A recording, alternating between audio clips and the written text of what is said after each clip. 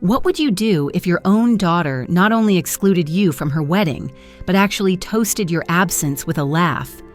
My name is Eleanor Grant.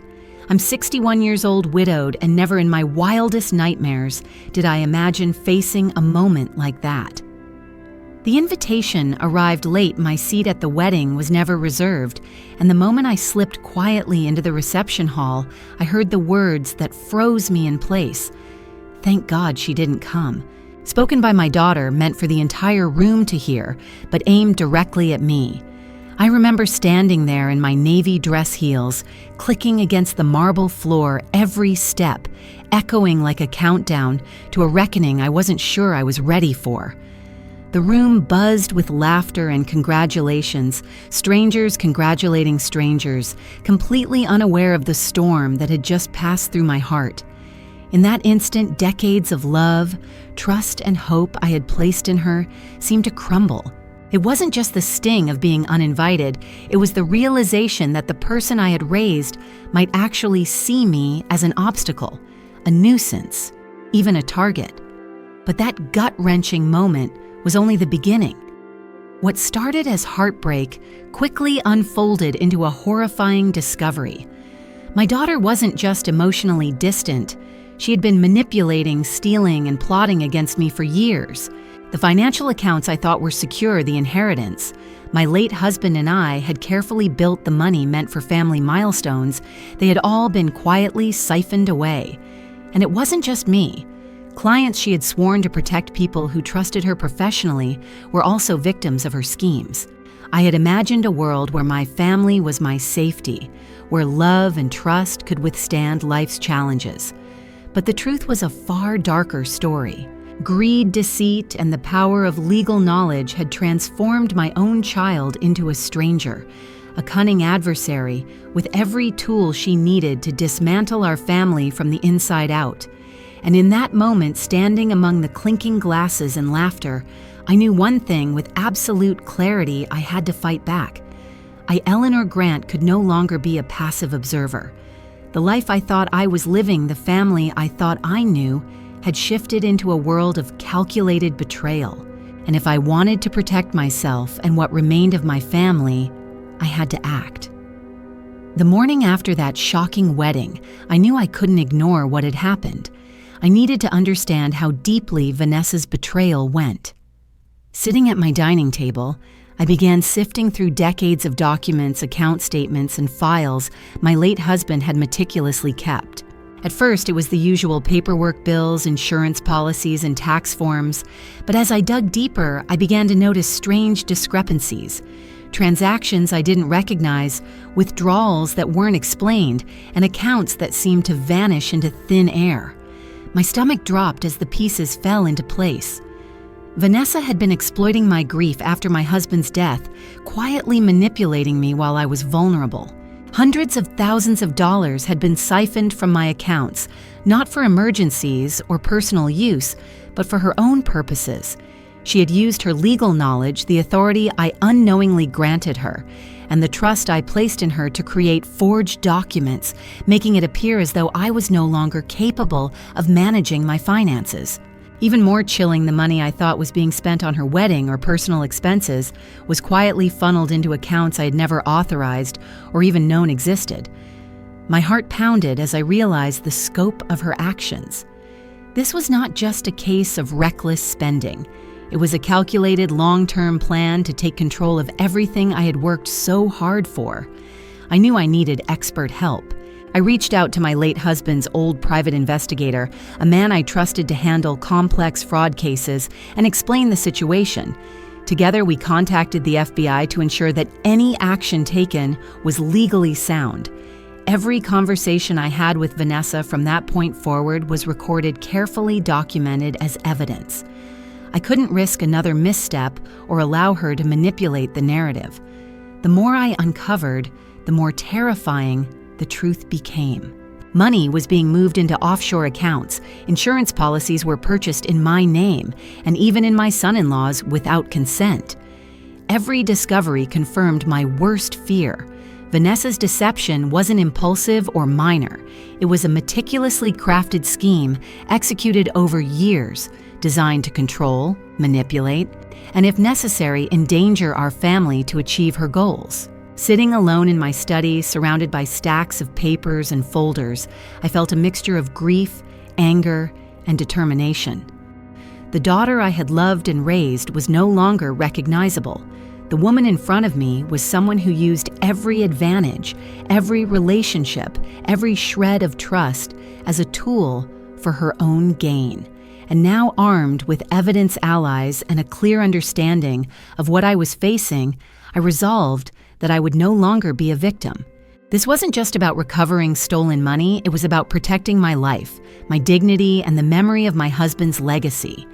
Vanessa had underestimated me, and that would be her first and biggest mistake. The first real confrontation with Vanessa happened over lunch in a quiet little bistro that felt far too peaceful for the storm I was about to weather. On the surface, she appeared calm, even caring. But her voice carried that subtle edge that I had learned to recognize over the years, a mix of charm, calculation, and control. "I've been a little worried about you lately." She said, her words coated in warmth.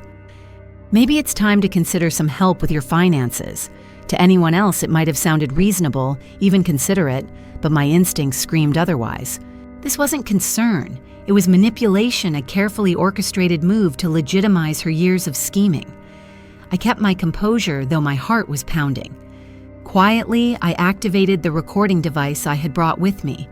Every gesture, every carefully chosen word, every pause revealed more of her plan. Vanessa's intent was crystal clear. She wanted me to appear incompetent to give her legal control over my assets and to hide her illicit activities from anyone who might challenge her.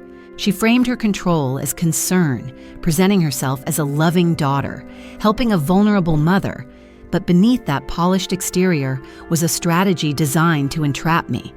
As she continued, I realized how methodical and practiced she was. She referenced her legal expertise, emphasized her concern for my well-being, and subtly undermined my confidence, all while masking her true intentions. It was a performance, and for a moment, I had to remind myself not to react emotionally. I had learned that the most dangerous people are often the most charming, and Vanessa had mastered that art.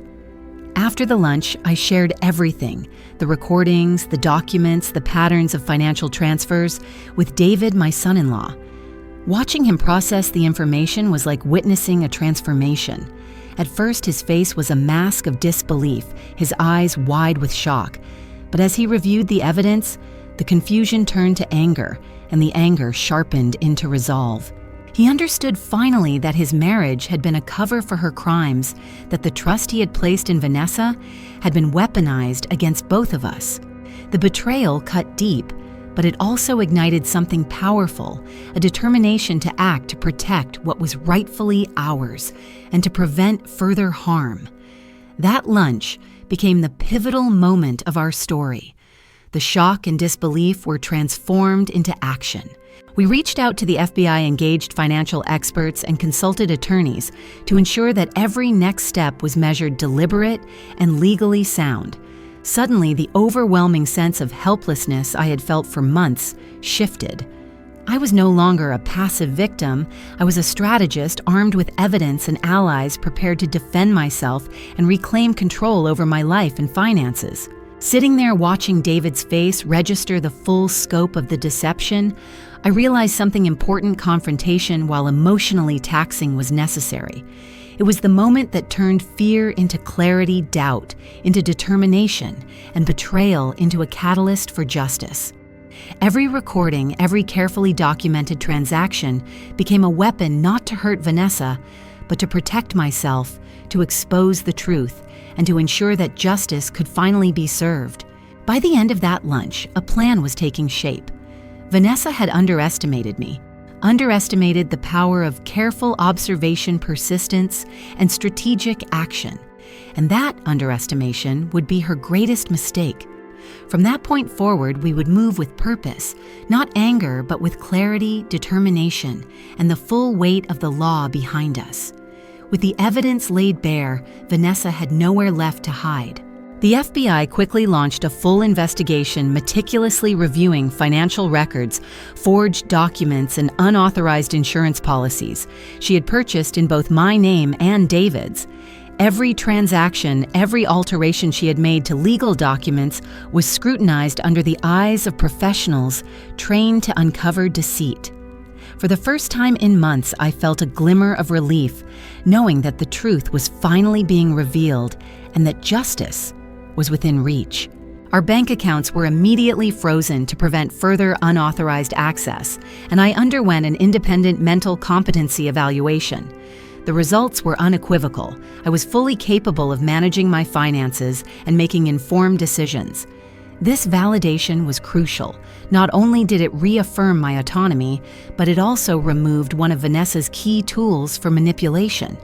The authorities now understood that my concerns were legitimate and that I was not the one in the wrong. Soon, Vanessa was arrested and charged with an array of serious offenses: theft, elder abuse, embezzlement, conspiracy to commit murder, and forgery. Her elaborate facade of concern and innocence crumbled under the weight of irrefutable evidence. The assets she had wrongfully acquired were seized, and restitution was arranged not only for me, but also for her other victims' clients who had trusted her professionally and suffered because of her schemes. The scale of her deception was staggering, but the law finally had the tools to hold her accountable. Looking back, I realized the power of intuition, patience, and careful documentation. Staying calm while gathering proof allowed me to act decisively and strategically. Every recording, every ledger, every suspicious transaction became a shield and a weapon. I wasn't just reclaiming stolen money. I was defending my life, my dignity, and the legacy my late husband and I had worked so hard to protect. David, too, was freed from a marriage built on lies and manipulation. He could finally see the reality of what had transpired and begin to heal. Together, we navigated the aftermath, learning to trust again, not blindly, but with awareness and caution. The experience reinforced a powerful lesson. Justice may not always be swift, but meticulous preparation and steadfast resolve can overcome even the most calculated betrayals. It was also a reminder of the importance of vigilance and self-advocacy. Listening to my instincts, documenting irregularities, and seeking the right help were what allowed us to turn the tide. Betrayal, as painful as it is, can become a catalyst for empowerment when met with clarity, courage, and strategy. Ultimately, reclaiming control over my life and assets wasn't just about punishing Vanessa. It was about restoring order, safety, and trust. It was a triumph of perseverance planning and the refusal to allow deception to dominate our lives. We had faced a storm of betrayal and emerged stronger, more resilient, and more capable of protecting ourselves and those we love. Through this process, I learned that even the most cunning plots can be dismantled when met with preparation, patience, and determination. Justice, though sometimes delayed, is inevitable when truth is pursued with unwavering resolve. And in that victory, both David and I found not only restitution, but a renewed sense of security, hope, and the ability to move forward with confidence.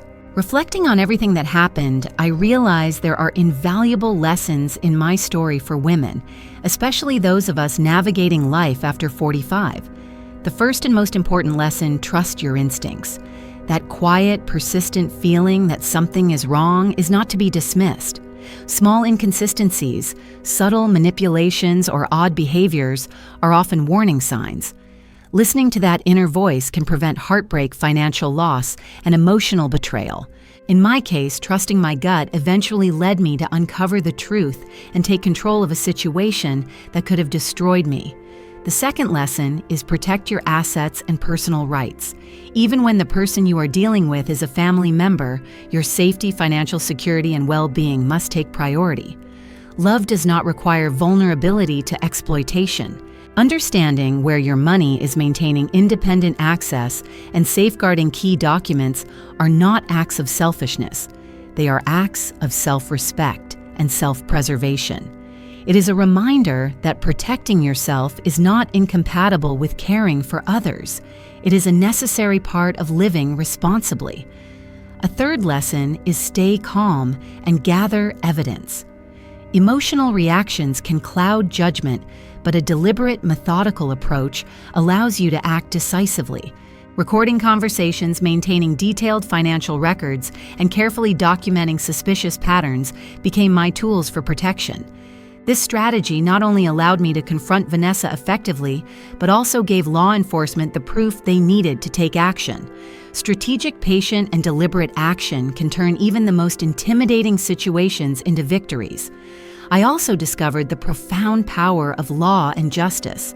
Working closely with experts, attorneys, and law enforcement doesn't just enforce accountability, it provides support and reassurance that you are not alone. The FBI forensic accountants and legal advisors became allies in ensuring that justice was achieved. Justice may not always come quickly, but with preparation, persistence, and patience, it is inevitable. Finally, I learned the importance of loving wisely and setting boundaries. Not every family relationship or expression of affection demands unconditional trust. Establishing clear boundaries is not selfish, it is a critical form of self-care. Protecting yourself emotionally, financially, and physically allows you to continue offering love where it is deserved without being harmed or exploited by those who cannot honor it. Today, I live a life of freedom, security, and hope. I travel, explore dreams I had long postponed, and nurture new relationships built on honesty, respect, and mutual care. The betrayal I experienced did not define me. Instead, it taught me resilience, courage, and the importance of self-reliance. It showed me that even in the face of deception, vigilance, preparation, and determination can restore control over our lives and protect what we hold dear. I hope my story inspires you to trust yourself, safeguard your independence, and seek justice when necessary. Life may present challenges even within our own families, but with clarity, courage, and strategy, it is possible to reclaim safety, dignity, and peace. Age and experience bring insight, and it is never too late to take control. Protect what is yours and live a life aligned with your values. If this story resonates with you, please like, share, and comment below with your experiences. Your voice matters. And don't forget to subscribe to Real Her Stories to hear more moving, courageous stories that empower women to navigate life's challenges with strength, grace, and wisdom.